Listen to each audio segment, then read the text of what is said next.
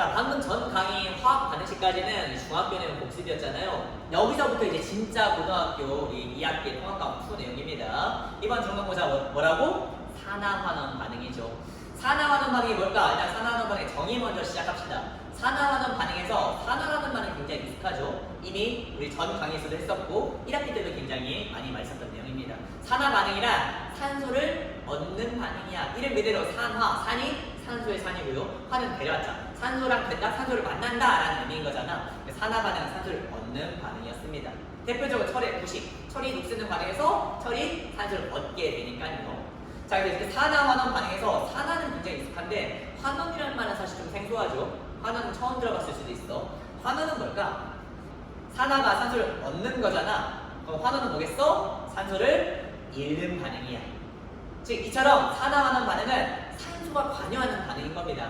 산소를 얻으면 산화, 산소를 내보내면 환원. 즉 산소가 이동하는 반응이 바로 산화환원 반응이다 라고 정의할 수 있겠네. 자, 근데 여기서 재밌는 것은 산화환원은 산소라는 공통점이 있습니다. 산화, 산소를 얻는 거. 환원, 산소를 잃는 거. 이처럼 산소라는 공통점이 있는 건 맞지만 사실 이 둘은 완전 반대되는 반응이거든요. 아니, 산소를 얻는 거랑 산소 잃는 건 분명히 다른 반응인 거잖아. 이렇게 완전 다른 반응임에도 불구하고 우리는 산화 반응 따로 배우고 환원 반응 따로 배우지 않습니다. 산화, 환원이랑 묶어서 한 번에 산화환원 반응을 배우게 될 거거든요. 자, 이렇게 반대가 되는 반응임에도 불구하고 산화환원을 묶어서 배우는 이유가 뭘까?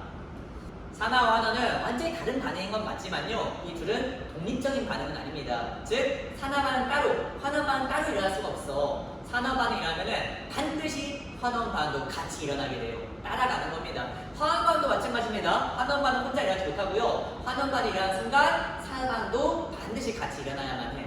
왜 그럴까? 저 산화 반응이 일어났어.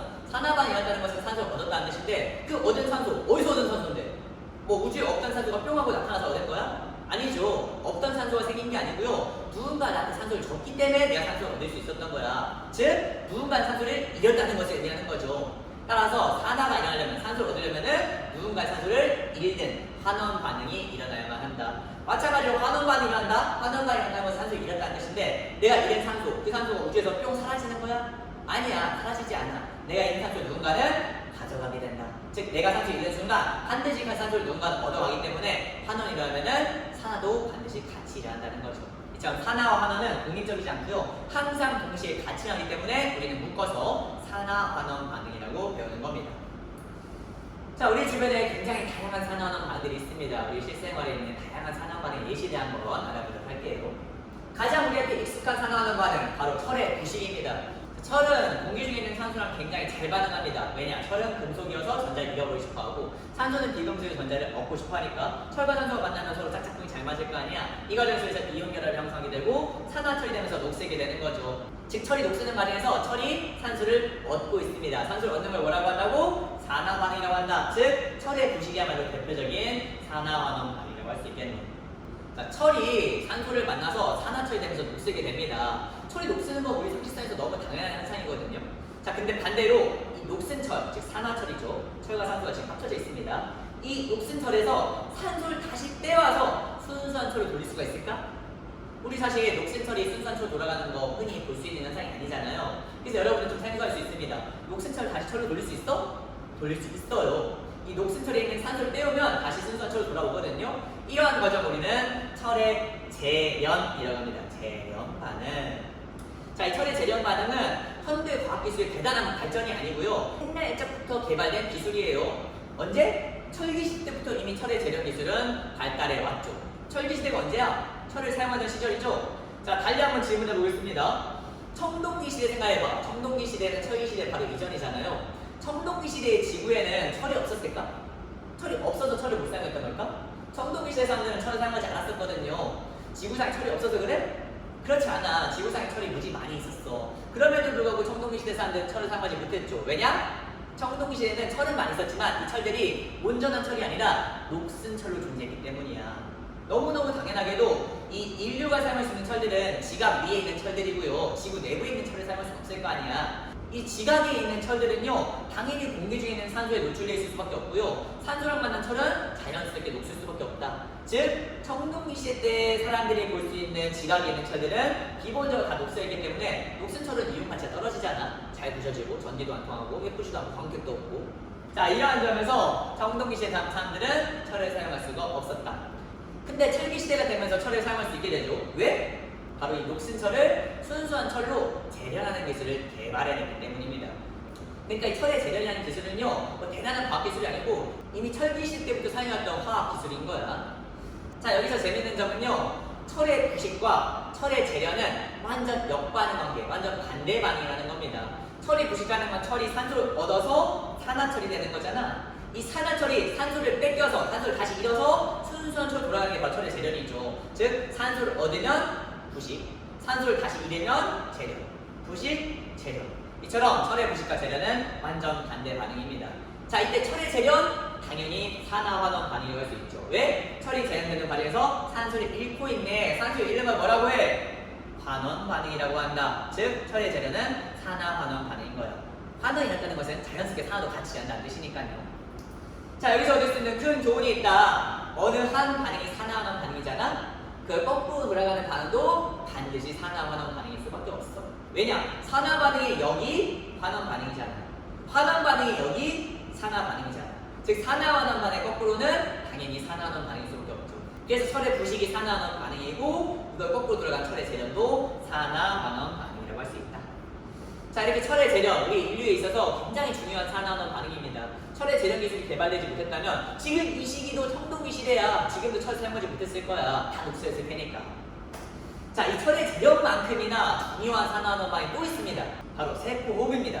이 세포호흡을 하는 과정 속에서 반드시 산소가 필요하죠. 이 산소가 관여하는 반응이 바로 산화환원 반응인 거잖아. 즉 세포호흡이야말로 우리 생명체에 있어서 가장 중요한 산화환원 반응을 할 수 있겠습니다. 세포호흡을 하기 위해서는 당연히 산소가 필요하고요. 산소만 있어서는 안 됩니다. 또 뭐가 필요해? 포도당이 필요하죠. 우리가 들숨날숨 쉬는 건 산소만 있어도 되긴 하겠지만은 이 세포 하나하나가 에너지를 만들어내는 과정이 물질대사, 세포호흡은 포도당과 산소가 필요하죠. 이 포도당이 산소랑 합쳐지는 과정 속에서 이산화탄소와 물이 만들어지고 그 과정 속에서 에너지가 뿜어져 나온단 말이야. 이 뿜어져 나온 에너지로 우리가 지금 살아가고 있는 거죠. 체온 유지도 하고 말도 하고 이렇게 살아가면서. 자, 이 세포 방금 말했듯이 포도당과 산소가 합쳐지는 반응입니다. 포도당과 산소가 합쳐져서 에너지가 만들어지는 반응이거든요. 그래서 산소를 얻었네. 누가? 포도당이. 즉 포도당이 산화되는 과정 속에서 세포호흡이란다 라고 말할 수 있겠습니다. 자, 이 세포호흡에 완전 반대되는 반응은 뭘까? 바로 광합성이죠. 광합성이 어떻게 일어나? 이산화탄소와 물이 합쳐져서 포도당과 산소가 만들어지는 반응이잖아요. 즉 세포호흡이랑 완전히 반대되는 반응인 겁니다. 세포호흡 생각해봐. 포도당과 산소가 합쳐져. 이 과정에서 이산화탄소와 물이 만들어지고 에너지가 뿜어져 나오거든요. 그 에너지가 우리가 살아가는 거고. 자, 그럼 거꾸로 이산화탄소와 물을 다시 합치고 뿜어져 나오는 에너지 다시 넣어주는 거야. 그게 뭐야? 그게 바로 빛 에너지잖아. 즉 이산화탄소와 물 다시 빛 에너지 넣어주면은 포도당과 산소가 다시 분리되는 이게 바로 광합성이죠. 자, 그렇다면 광합성도 산화환원 반응이라고 할 수 있을까? 지금 세포호흡이 산화환원 반응이었죠. 세포호흡의 역반응이 광합성이란 말이야. 아까 얘기했듯이 어느 한 반응이 산화환원 반응이면은 그걸 거꾸로 돌아가는 반응도 반드시 산화환원 반응이다. 즉 세포호흡이 산화환원이니까 광합성도 당연히 산화환원일 수밖에 없는 거죠. 생각해봐. 포도당이 산소를 얻어서 산화돼서 이산화탄소가 물이 된 거야. 그럼 다시 이산화탄소와 물을 합치면 포도당과 산소가 쪼개지는 거죠. 즉 포도당이 산소를 잃게 되는 거잖아. 이렇게 산소 잃는 거 뭐라고 한다고? 환원 반응이라고 한다고. 즉 광합성도 대표적인 산화환원 반응이라고 할 수 있겠습니다. 그거 말고도 중요한 반응이 너무너무 많아요. 불나는 반응, 연소 반응. 연소 반응도 마찬가지로 당연히 산화환원 반응이죠. 왜? 연소가 일어나기 위해서 필요한 조건 세 가지. 첫 번째, 탈물질. 두 번째, 산소. 세 번째, 발화점 이상의 온도. 즉 산소가 필요한 반응이에요. 산소가 관여하는 반응이 바로 산화하는 반응이잖아. 그러니까 연소는 이런 겁니다. 탈물질과 산소가 합쳐져 산화됐네. 이 과정에서 뿜어져나오는 에너지가 바로 불인 거죠. 이렇게 연소 반응도 대표적인 산화하는 반응을 할 수 있겠다. 이게 너무너무 중요한 반응이죠. 연소, 불나는 반응, 인류와 동물의 차이점이라고 할 수 있는 거잖아. 그 외에도 우리 주변에 너무너무 다양한 산화하는 반응이 있는데요. 음식의 부패, 음식이 썩어가는 과정도 산소에 의해서 일어나는 현상이야. 또 피부 노화, 피부가 늙는 것도 산화하는 반응이죠. 우리 피부를 구성하고 있는 분자가 산소랑 만나는 과정 속에서 피부 분자의 성질이 바뀌게 되는 거거든요. 그렇게 늙어가는 겁니다. 검버섯이 피기도 하고, 윤기도 잃기도 하고 등등 다양하게. 슬픈 얘기네. 자, 이처럼 피부 노화도 산화하는 반응이고요. 또는 갈변, 사과의 가해변이라든지 과일 같은 껍질 까면은 색깔이 변하잖아요. 왜? 과일 껍질 까면은 과일 속살이 공기 중에 있는 산소랑 만나서 즉 산화돼서 성질이 변하게 되고 이 과정 속에서 과일의 색깔이 변하게 되는 겁니다. 자, 이처럼 우리 주변에는 굉장히 다양하게 산소가 관여하는 산화하는 과일들이 많이 있습니다. 자, 근데 왜 하필 산소일까? 이 세계에 굉장히 다양한 물질들이 있죠. 산소 말고도 질소도 있고 플로린도 있고 탄소도 있고 엄청나게 다양한 원소들이 있는데요. 왜 하필 우리 주변에서 일어나는 굵직굵직한 이런 다양한 화학 반응들이 산소에 의해서 일어나는 걸까요? 왜 하필 산소가 선택받는 걸까? 일단 첫 번째 이유, 우리 주변에 산소가 많기 때문입니다. 우리 공기 중에는 산소가 약 21% 들어있죠. 즉 산소 굉장히 많아요. 지금 당장에 산소 잡을 수 있어. 산소 잡았네. 이렇게 잡으면 잡힌단 말이야. 자, 이처럼 우리 주변에 산소가 많기 때문에 당연히 산소에 대한 화학반응이 많이 일어날 수밖에 없는 겁니다. 근데 산소가 가장 많이 있는 게 아니죠. 산소가 더 많이 있는 기체도 있습니다. 실제 지금 공기 중에는 21%가 산소고 78%가 질소 기체야. 즉 질소 기체가 훨씬 많아. 78%면 21%에 비해서 약 4배 정도 더 많이 있는 거네. 질소는 산소보다 훨씬 많이 있습니다. 질소가 이렇게 우리 주변에 많이 있음에도 불구하고 산소의 화학 반응보다 훨씬 덜 일어납니다. 질소의 화학 반응은 그렇게 많이 일어나지 않아요. 그 이유? 이미 우리 닦기 때 배웠어. 산소는 원자 가지가 6개, 즉 옥텟해증 발생하기 위해서 2개를 필요로 하죠. 하지만 질소는 어떻습니까? 원자 가지가 5개이기 때문에 3개를 필요로 한다. 즉 2개 얻는 거랑 3개 얻는 것 중에서 뭐가 더 쉬워? 2개 얻는 게 훨씬 쉽잖아. 따라서 산소는 2개만 얻으면 되기 때문에 굉장히 반응을 잘하는 반면 질소는 3개나 얻어야 되기 때문에 그렇게 반응을 잘하지 못해. 무기력한 거야. 2개 얻어봤자 뭐해? 난 3개 얻어야 되는데. 그렇기 때문에 질소는 산소보다 가능성이 떨어지고 많이 있음에도 불구하고 우리 주변에서 화학 반응을 잘하지 못한다. 반면 산소는 우리 주변에 많이 있기도 많이 있고 또 가능성도 크기 때문에 우리 주변에서 다양한 화학 반응을 야기한다. 플로린 한번 생각해볼까? 우리 1학기 때 플로린, 할로젠 원소 배웠었잖아. 플로린은 원자 간자 7개이기 때문에 딱 하나만 있으면 완벽해집니다. 그래서 반응성이 엄청 크죠. 산소보다 훨씬 큽니다. 근데 우리 주변에는 플로린에 대한 화학 반응은 그렇게 잘 일어나지 않는단 말이야. 왜? 반응은 무지 잘하지만 우리 주변에 없어. 공기에는 플로린이 없습니다. 즉 산소가 딱 제격이야. 산소는 적당히 많으면서도 반응성도 적당히 높아.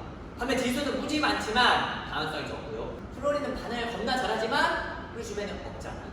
그래서 우리 주변에서 일어나는 대부분의 화학 반응은 산소에 의한 반응인 겁니다. 자, 한번 유인물 4번 내용 한번 읽으면서 정리해 보도록 하겠습니다.